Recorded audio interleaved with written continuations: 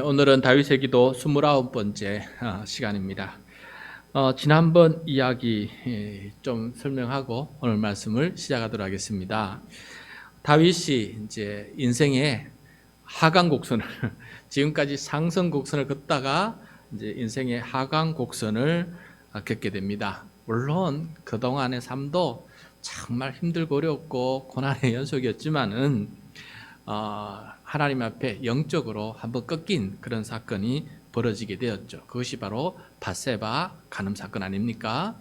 다윗의 상승 곡성의 출발점은 골리앗과 싸워서 이긴 승리한 그 이야기가 상승의 출발점이었다면은 하강의 출발점은 밧세바에 간음하는 사건이었어요.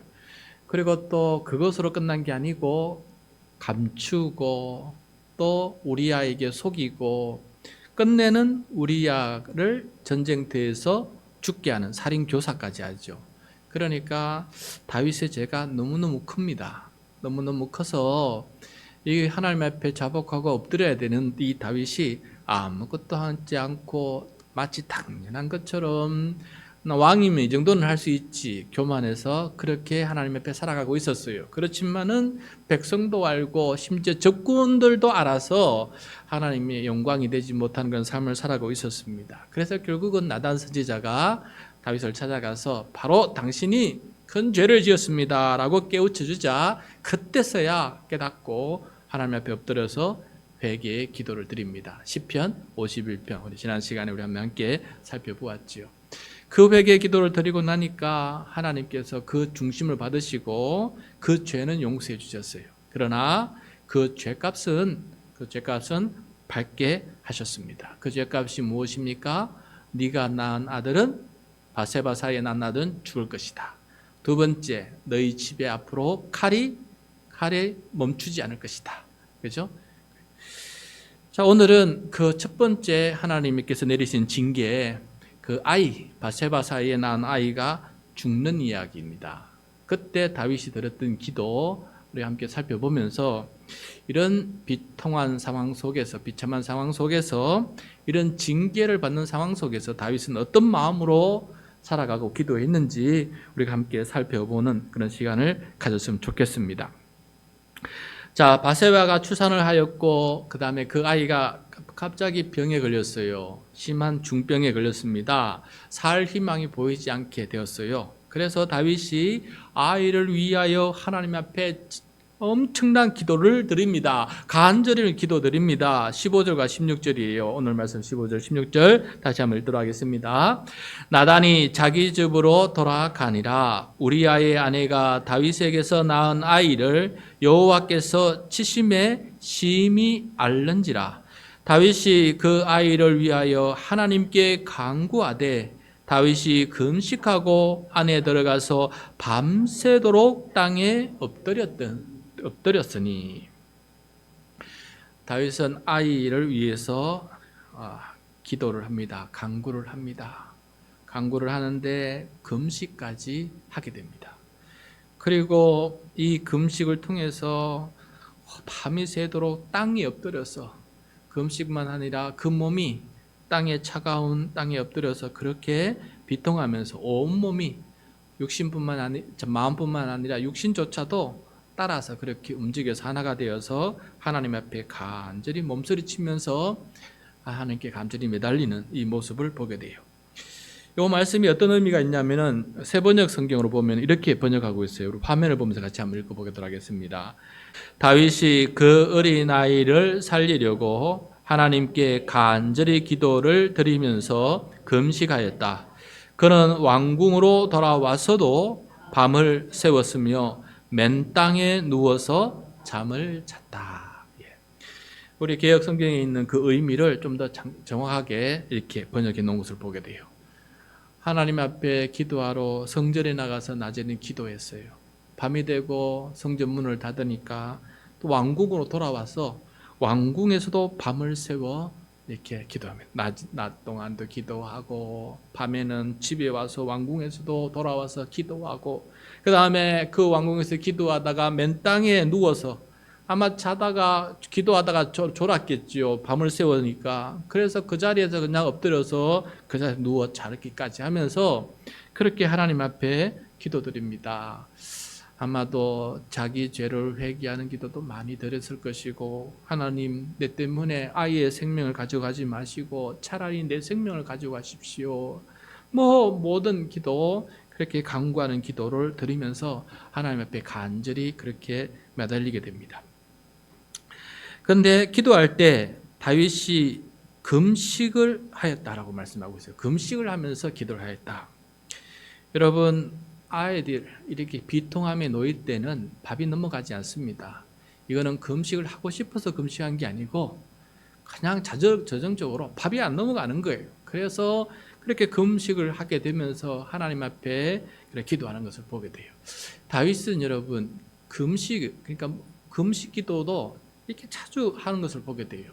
심지어 어떤 상황 속에도 금식 기도를 했냐면은 원수들이 병들었을 때에도 자기를 해하고 자기를 대적하는 사람일지라도 그를 위해서 금식하며 기도하기까지 했다는 것을 보게 되는데, 시편 35편 13절인데 오늘 화면을 보면서 같이 읽도록 하겠습니다. 시작. 나는 그들이 병들었을 때에 굵은 베옷을 입으며 금식하여 내 영혼을 괴롭게 하였더니 내 기도가 내 품으로 돌아왔도다. 그들이란 것은 다윗을 괴롭히는 원수들, 반대자들이에요. 그들이 병들었을 때에도 그때도 이렇게 원수를 위해서도 간절히 기도하는 다윗의 모습이에요. 그때도 금식을 하고 기도하는데 얼마나 영혼이 괴로웠으면은 고개를 아마 허리를 숙이고 고개를 숙이고 그렇게 기도하다 보니까 자기 기도가 자기 품으로 돌아왔다. 자기 가슴으로 기도 소리가 들릴 정도로 그렇게 간절히 하나님 앞에 기도한 다윗의 모습을 여기서 보여주게 됩니다. 이때도 다윗은 금식을 한다. 그래서 다윗은 기도할 때 몸이 함께 따라서 기도한 것을 보게 돼요. 자, 이렇게 기도하자 맨땅에 누워서 왕궁 맨땅에서 누워서까지 자면서까지 기도하자 이렇게 하면 안 된다고 말리려고 왕궁의 늙은 신하들이 다윗을 이렇게 다가서 말립니다. 일어나라고 17절입니다. 17절 시작. 그 집의 늙은 자들이 그의 곁에 서서 다윗을 땅에서 일으켜 하되 왕이 듣지 아니하고 그들과 더불어 먹지 아니하더라. 보통 말리면 이제 그만둘 텐데 다윗은 그러지 못합니다. 아이가 죽을 판인데 어떻게 지금 먹을 수가 있겠습니까? 그래서 애통함과 간절함으로 끝까지 이렇게 기도하고 하나님 앞에 매달리고 있는 이 다윗의 모습을 우리들에게 보여주고 있습니다. 근데 아이가 심히 앓게 되는데 7일 만에 죽고 맙니다.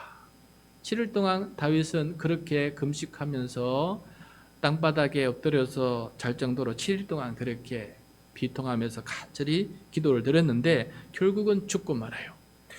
아이가 죽게 되자 다윗은 깨닫습니다. 이것은 하나님의 징벌이고 징계이니 하나님께서 거두지 않으시는구나. 그러므로 이건 피할 수 없는 것이구나. 되돌릴 수 없는 것이었구나 라는 것을 깨닫게 됩니다. 그리고 난 다음에 그 간구를 멈추고 금식도 멈추게 돼요. 20절입니다. 20절 시작. 다윗이 땅에서 일어나 몸을 씻고 기름을 바르고 의복을 갈아입고 여호와의 전에 들어가서 경배하고 왕궁으로 돌아와 명령하여 음식을 그 앞에 차리게 하고 먹은지라. 자, 다윗은 7일 동안 땅에서 잠을 잤기 때문에 먼저 몸을 씻어요. 그리고 기름을 바르고 의복을 갈아입고 여호와의 전에 들어가서 경배를 합니다. 자, 아이가 죽었는데 하나님의 전에 들어가서 경배를 해요. 다윗은 사나 죽으나 기쁘나 슬프나 하나님 앞에 경배하는 게 몸에 밴 사람 아닌가 생각이 들어요. 우리는 좋은 일이 있을 때에는 하나님께 경배하지만 힘든 일 때에는 성전을 찾아서 경배하는 일을 잘 하지 않을 때가 많이 있지 않습니까? 이때 뭔 기도를 했을까? 하나님께 성전에 나아가서 아이가 죽었다는데 이렇게 가서 뭔 기도를 드렸을까? 갑자기 욥이 생각났어요. 욥기 1장 21절 유명한 말씀 있죠. 우리 같이 한번 읽도록 하겠습니다. 시작. 이르되 내가 모태에서 알몸으로 나와 싸운즉 또한 알몸이 그리로 돌아가올지라. 주시니도 여호와시요 거두시니도 여호와시오니 여호와 이름이 찬송을 받으실지니이다 하고. 욥이 자기 아내만 두고 자식들 다 죽었죠. 양떼 소떼 다 빼앗겼죠. 뭐 남은 게 자기 몸에는 기와장이 긁을 정도로 질병이 들었지요. 불평하고 원망할 수도 있겠지만 하나님 앞에 경배를 하면서 하나님 뜻이 있겠지요. 그리고 하나님 앞에는 모든 것이 하나님께서 하시는 모든 일들이 다 뜻이 있어서 하시는 것이니 주신 것도 또 가져가시는 것도 하나님의 뜻이 있습니다 하면서 하나님을 절대 신뢰합니다. 하나님께서 뜻이 있으시겠지요 하고 절대 신뢰하면서 경배를 하고 나오는 것을 보게 됩니다. 이렇게 경배하고 나서 경배하고 나왔다 그래서 다윗의 마음이 편안했겠습니까? 가장 힘든 것이 가족 상실의 아픔이에요. 그것은 오래 갑니다. 오래 가고 금방 사라지지가 않습니다. 게다가 다윗은 자기 죄 때문에 아이들이 죽었기 때문에 하나님께서 명시적으로 말씀했기 때문에 자기의 간음 때문에 살인죄 때문에 아이가 죽었다는 것을 알기 때문에 그 죄책감도 그렇게 끝내 죽을 때까지 사라지지 않았을 거예요. 나중에 자기 아들이 큰아들이 반역을 했을 때 압살롬이 반역했을 때에도 그 광야에서 기도합니다. 내 죄 때문에 그렇다. 그때도 내 죄 때문에 그렇다라고 고백할 만큼 다윗은 자기가 지은 그 죄에 대해서 항상 가슴에 안고 살아가요. 마음이 그렇게 편안하지가 않습니다. 그러나 다윗 왕은 자기가 해야 될 일이 있기 때문에 일상으로 돌아갑니다. 일상으로 돌아가서 맡은 일을 하나하나 하게 되지요. 자, 다윗의 신하들은 아이가 죽었다는 소식에 혹시 다윗이 더 비통해할까 봐 더 오랫동안 금식하고 시금 전폐할까 싶어서 겁이 나서 아무도 얘기를 하지 못하고 있었는데 다윗 왕이 아이가 죽었다는데 오히려 이렇게 일어나서 정상적인 삶으로 돌아오니까 의아해합니다. 왜 저렇게 급변하실까? 저렇게 갑자기 저렇게 이렇게 일상으로 돌아오실까? 이해가 되지 않는 부분이 있어서 의아해할 때 이렇게 말합니다. 22절이에요. 22절 시작. 이르되 아이가 살았을 때 내가 금식하고 운 것은 혹시 여호와께서 나를 불쌍히 여기사 아이를 살려 주실는지 누가 알까 생각함이거니와. 네, 다윗이 금식까지 하면서 그렇게 하나님 앞에 7일 동안 맨 땅에 누워 자면서 밤을 지새우면서 성전에서 왕궁에서 그렇게 기도했을 때 이유가 뭐냐? 하나님은 혹시나 불쌍히 여겨서 아이를 살려주실지 혹 몰라서 혹 하나님께서 또 그렇게 하실지 몰라서 그렇게 하나님의 마음을 한번 하나님이 불쌍히 여겨달라고 그렇게 기도했던 것이다 라고 말씀하고 있어요. 그렇지요. 여기까지는 문제가 없습니다. 이건 누구든지 하는 일 알겠어요. 그런데 7일을 금식하며 울며 기도했지만 아이가 죽는 것을 보고는 깨달았어요. 이것은 내가 울고 불고 한다고 해서 될 일이 아니구나. 이건 내가 감당해야 될 것이구나 라는 것을 깨닫게 되었어요. 그래서 23절 이렇게 말합니다. 시작. 지금은 죽었으니 내가 어찌 금식하랴? 내가 다시 돌아오게 할 수 있느냐? 나는 그에게로 가려니와 그는 내게로 돌아오지 아니하리라 하니라. 자, 이렇게 금식을 거두는 이유는 첫 번째, 더 이상 하나님 앞에 떼선다고 될 일이 아니다라는 것을 깨닫게 됐어요. 이거는 하나님께서 작정하시고 나를 경계하고 징계하시면서 나를 훈육하기 위해서 이 일을 하셨다라는 것을 분명히 깨닫게 돼요. 그러고 난 다음에 더 이상 울라고 하는 것이 아니라 이제부터는 이전과 다른 더 좋은 삶으로 하나님 앞에 올려드려야 된다. 이것이 다윗의 결단이고 새로운 모습이다 하는 생각을 해보게 되었습니다. 여러분, 여기서 우리가 기도할 때 금식하는 목적에 대해서 한번 생각해 볼 필요가 있습니다. 내가 원하는 어떤 결과를 얻기 위해서 금식하는 것은 잘못이에요. 내가 어떤 원하는 것을 얻기 위해서 마치 하나님 앞에 무기로서 금식을 무기로 사용하면서 하나님 내 뜻 들어주시고 내가 원하는 거 들어주십시오. 내가 이만큼 금식하지 않습니까? 그러므로 내 뜻 들어주셔야 됩니다 하는 의미로 금식을 하는 게 아니다라는 것을 다윗을 통해서 우리가 배우게 됩니다. 그러면서 내가 주석을 보니까 이렇게 말하더라고요. 다윗은 금식을 할 때 몸이 자연스럽게 따라왔다는 거예요. 비통함이 깊을 때 자연스럽게 금식을 한 것이지, 금식을 의도적으로 하면서 하나님 나보십시오, 나 이렇게 금식까지 합니다라고 하나님께 보여주려고 했던 것이 아니다라는 것을 말씀해 주고 있어요. 그래서 다윗의 금식하는 자세는 그냥 그 금식 자체가 영혼의 괴로움에 몸도 자연히 동참하면서 몸도 함께 기도드렸던 그런 간절한 몸의 기도가 동참했던 그런 기도였다라는 것을 말씀해 주고 있습니다. 그러면 여러분, 우리가 기도할 때마다 작정 기도를 한다, 그리고 이 뜻이 이루어지기 위해서 나는 작정 기도한다, 이것은 굉장히 하나님과 함께 도전하는 거예요. 하나님의 뜻이 이루어지길 위해서 내가 간절히 기도하고, 그러다가 그게 간절함이 깊어서 금식까지 하게 되고, 이런 것은 이해가 되는데, 하나님의 뜻은 온데간데 없고 내 뜻 이루어지십시오 하면서 그것을 위해서 금식을 무기로 작정해서 기도한다는 것은 하나님의 올바른 모습이 아니다라는 것을 오늘 다시 한번 생각하면서 그런 생각을 가지고 금식에 임하면 좋겠습니다. 그리고 금식은 억지로 하는 것이 아니라 내가 힘들고 어려우면 자연스럽게 금식을 하게 돼요. 그래서 그걸 작정한다고 되는 것이 아니라 내 몸이 함께 그렇게 동참하면서 자연스럽게 금식을 하게 되는 것이죠. 그만큼 다윗은 평생을 살아가면서 보통 힘든 삶을 사는 게 아니지 않습니까? 너무나 기막힌 인생을 살다 보니까 다윗은 금식이 몸에 배어 있었던 것 같고 간절함이 몸에 배어 있었던 것입니다. 그러나 그 어떤 순간에도 하나님께 뜻을 맡겼지 자기 뜻이 관철되기 위해서 기도한 적은 없어요.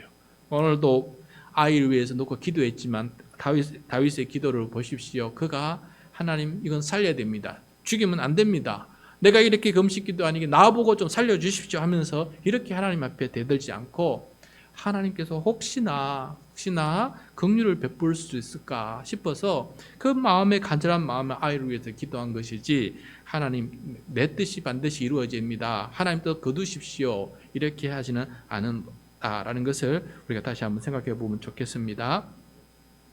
그 다음에 금식 기도를 끝내고 다윗은 자기보다 더 큰 슬픔에 잠겨있는 아내를 위로하기 시작합니다. 그렇지요? 다윗 왕도 힘들고 어려운 상황 속에서 7일 동안 식음을 전폐하면서 하나님 앞에 비통함 속에서, 애통함 속에서 기도했지만은 그 어머니 바세바는 어떠했겠습니까? 같이 하지 않았겠어요? 같이 식음을 전폐하면서 하나님 앞에 매달리면서 밤을 지새워가면서 애 옆에 앉아서 간호하면서 그렇게 기도에 동참하지 않았겠습니까? 그래서 슬픔에 잠긴 아내를 위로합니다. 24절입니다. 24절 시작. 다윗이 그의 아내 바세바를 위로하고 그에게 들어가 그와 동침하더니 그가 아들을 낳음에 그의 이름을 솔로몬이라 하니 여호와께서 그를 사랑하사. 자, 바세바를 위로하고, 바세바도 이제 다 장례를 마쳤겠지요. 일상에 돌아올 수 있도록 도와주고 그렇게 했습니다. 그러고 난 다음에 동침하였더니 또 아기를 하나님께서 주셨어요. 이런 아기를 대신해서 새 생명을 하나님께서 주신 것이죠. 그러니까 아들의 이름을 솔로몬이라 정했습니다. 그리고 이 아이가 커나가는데, 이 아이가 얼마나 하나님 앞에 아름답게 커나가는지 여호와께서도 그를 사랑하셨다. 아마도 솔로몬이 어려서부터 신실하게 다윗을 닮아서 하나님 앞에 신실하게 커나가는 그런 좋은 모습으로 신앙적으로 살아갔던 것 같아요. 그래서 하나님께서 그를 사랑하셨어요. 그래서 얼마나 사랑하셨는지 하나님은 나단 선지자를 통해서 이번에는 좋은 소식을 전해줍니다. 25절이에요. 25절 시작. 선지자 나단을 보내 그의 이름을 여디디야라 하시니 이는 여호와께서 사랑하셨기 때문이더라. 자, 하나님께서 두 사람을 위로해 줍니다. 하나님 참 징계도 하시고 또 깨우치게 하시고 난 다음에 또 신실하게 살아가면은 정직하게 참 회개하고 바르게 살아가면은 하나님은 또 이렇게 복을 주시면서 위로해 주시면서 회복시켜 주시는 것을 보게 돼요. 그래서 다윗도 바세바도 하나님 앞에 사랑을 받게끔 하나님께서 회복시켜 주시고 또 그 아이를 통해서 비록 하나님 데려가셨지만은 그러나 또 더 좋은 참 사랑받는 아들을 하나님께서 보내주셨어요. 여디디아라는 이름을 주셨는데 이 말은 의미는 뭐냐면 하나님께 사랑받음이래요. 하나님께 사랑받은. 그래서 하나님께서 사랑하는 자다라는 의미입니다. 하나님께서 사랑하셨다. 그래서 여디디아라는 별칭을 또 하나님께서 주신 것을 보게 됩니다. 여러분 이렇게 해서 다윗은 이 어려운 상황을 기도를 통해서 이겨나가는 것을 보게 돼요.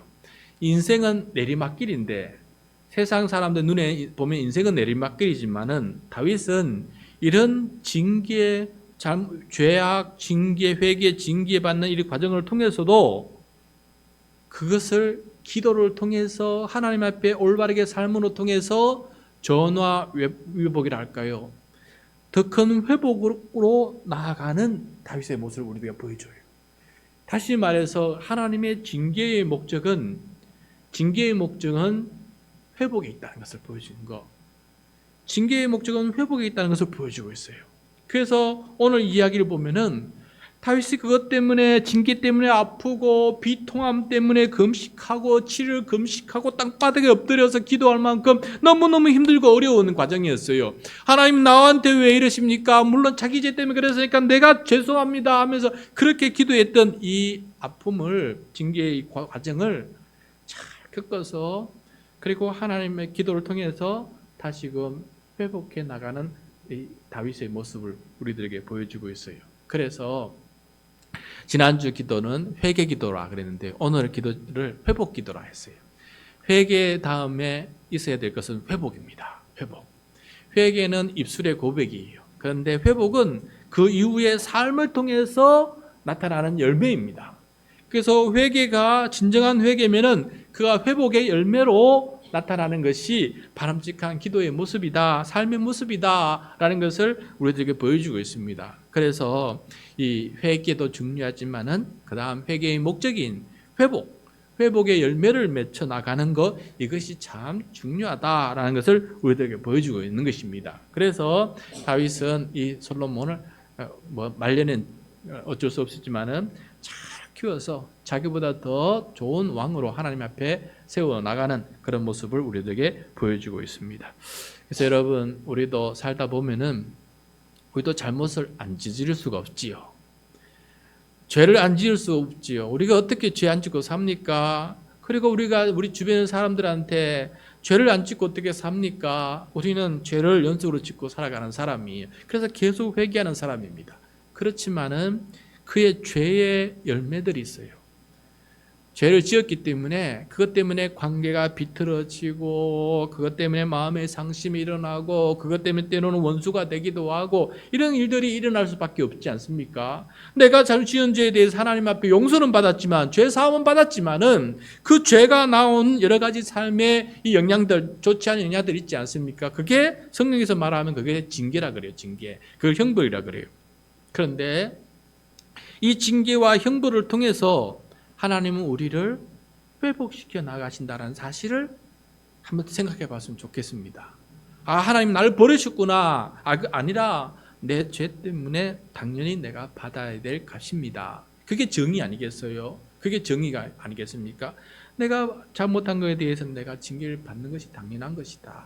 그런데 그 징계의 아픔을 하나님 앞에서 잘 극복해서 더 나은 과정으로 회복해 나간다면은 이 회개와 징계가 의미가 있는 거예요. 하나님 앞에. 그리고 더 큰 열매가 맺혀져서 하나님 앞에 영광을 돌리는 거 아니겠습니까? 그래서 여러분 우리에게는 회개해야 될 죄도 당연한 것이고 회개하는 것도 당연한 것이고 징계를 받는 것도 당연한 것이에요. 우리 삶은 그렇게 살아갑니다. 그런데 여기서 믿음이 있는 사람은 신실한 사람은 하나님 앞에서 영적으로도 회복하고 또 삶의 관계적에도 회복해 나가서 하나님 앞에 복이 되는 이웃에게 복이 되는 삶으로 회복해 나가는 것, 이것이 진정한 우리 그리스도인의 멋진 모습이고, 그것이 바로 빛과 소금의 역할을 감당하는 아름다운 선한 열매가 아니겠습니까? 성령의 열매가 아니겠습니까? 그래서 이 회복을 위해서 오늘 이 밤에는 함께 기도하고, 하나님, 내가 자주 매번 회개 기도하지만은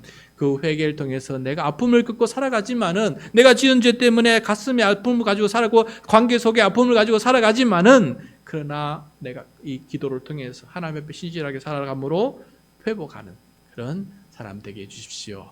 오늘 이 밤에 그렇게 기도하는 저와 여러분이 될 수 있기를 바랍니다.